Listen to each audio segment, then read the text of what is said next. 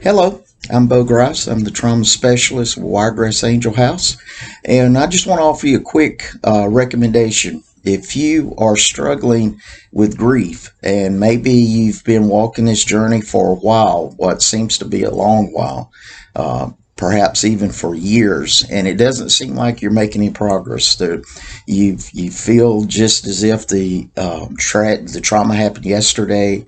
The emotions are still out of control. Probably, if that's the case, you struggle with guilt. Maybe another emotion, but guilt's usually the big one. Let me encourage you to consider giving yourself permission to live again.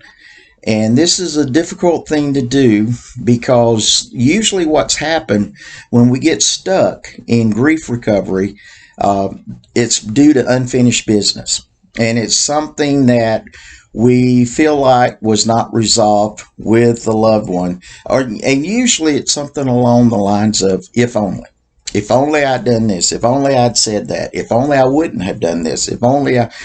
And the thing about if only is if only can totally uh, paralyze you emotionally because there's no end to the if onlys. And the problem with if only is there's nothing you can do to change it. If only could work if the person were still around and there was something that you could fix. But this is a situation you can't fix. There's nothing you can do to change it. So what you have to do then is give yourself permission to live again. Because regardless of the quality of life you have now, it has no impact on your loved one.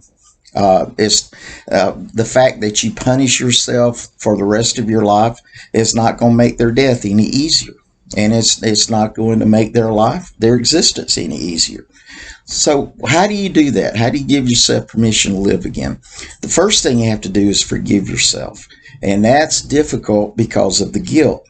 But one way to do that is to get the emotion out of the guilt, and to do that you have to start asking some questions. What do I feel guilty about? Okay, maybe there was something you actually did.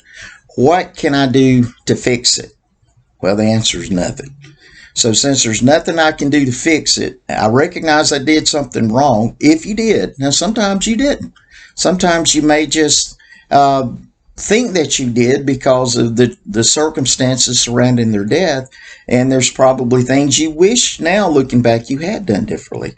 But if there's nothing to feel guilty about, don't feel guilty.